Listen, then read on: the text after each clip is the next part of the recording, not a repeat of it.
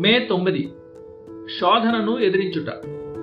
ఆధ్యాత్మిక విధులను తరచుగా నిర్వర్తించడం వల్ల కాదు గాని వాటిని ఎంత ఆత్మీయతతో చేస్తున్నామనే దాని వల్లనే క్రైస్తవుని కృపలు వర్ధిల్లుతాయి.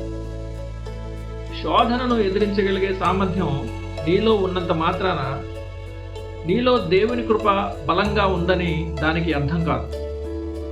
నీవు అతిశయపడకుండా ఉండాలంటే అపవాది ఉచ్చును నీవు ఎందుకు ఎదురిస్తున్నావో నిన్ను నీవే ప్రశ్నించుకో. గతంలో నిన్ను పాపానికి శోధించినప్పుడు క్రీస్తు పట్ల నీకున్న ప్రేమ సాతాను ముఖం మీద అగ్ని ఉమ్మేసేంత బలంగా ఉండి ఉండవచ్చు. కానీ ఇప్పుడు ఆ పరిశుద్ధ అగ్ని దాదాపుగా ఆరిపోయి ఉంటుంది. ప్రస్తుతం నిన్ను పాపం చేయకుండా ఆపుతున్నది కేవలం నీ స్వార్థపూరితమైన ఉద్దేశాలే కావచ్చు. ఉదాహరణకు, నీవు కేవలం నీ వ్యక్తిగత ప్రతిష్ట గురించి మాత్రమే చింతిస్తూ దేవుని నామానికి కలిగే అవమానం గురించి పట్టించుకోకపోతే నీలోని కృప అట్టడుగు స్థాయికి పడిపోయిందని అర్థం. ఏది ఏమైనా నీ పాపం వల్ల అందరికంటే ఎక్కువగా గాయపడేది ఆయనే. ప్రతి కృప కలిగిన క్రియ ఆయన మహిమను చాటే స్మారక చిహ్నంలో ఒక నిర్మాణ రాయిలా ఉండాలి, లేదంటే అది అడ్డుగొండగా మారుతుంది. ఒకప్పుడు దేవుని సన్నిధిని వెదకమని నిన్ను పిలిచిన పరిశుద్ధాత్మ స్వరానికి నీ హృదయం ఆసక్తితో స్పందించి ఉండవచ్చు.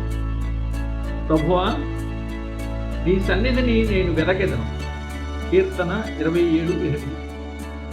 ఆరాధన సమయం ఎప్పుడు వస్తుందా అని ఎంతగానో ఆశపడేవాడవు. పాపి ఆ సమయం ఎప్పుడు వెళ్ళిపోతుందా అని కోరుకుంటాడు.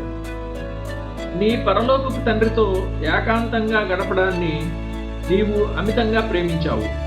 నీతి కొరకు ఆకలి దప్పులు కలిగి ఉండడమే ఆత్మీయ ఆరోగ్యానికి నిదర్శనం. ఎందుకంటే ఆకలి గల ఆత్మయే వర్ధిల్లే ఆత్మ. మరోవైపు ఆత్మీయ ఆహారం కోసం దేవునికి నిరంతరం మొరపెట్టని ఆత్మ రోజు రోజుకు బలహీనపడుతుంది. దేవునితో అత్యధికంగా సహవాసం చేసేవారికే ఆయన్ని ఎలా సేవించాలో బాగా తెలుస్తుంది. తన స్వరం వినిపించేంత దూరంలో ఉన్న సైనికులను మాత్రమే ఒక సేనాధిపతి నడిపించగలడు. దేవుని రహస్య స్థలాలలో నీవు తరచుగా గడిపే ఏకాంత సమయాలే ఆయన మాట్లాడినప్పుడు నీవు వినగలిగేలా మరియు ఆయన నుండి నేరుగా ఆజ్ఞలను పొందుకునేలా చేస్తాయి. ఆధ్యాత్మిక విధులను కేవలం ఏదో ఒక అలవాటుగా నిర్వర్తించడం వల్ల ప్రయోజనం లేదు. వాటిని ఎంత ఆత్మీయతతో చేస్తున్నావన్నదే ముఖ్యం. ప్రభువు కోసం ఏదో ఒక పనిలో నిమగ్నమై ఉండడం మాత్రమే సరిపోదు.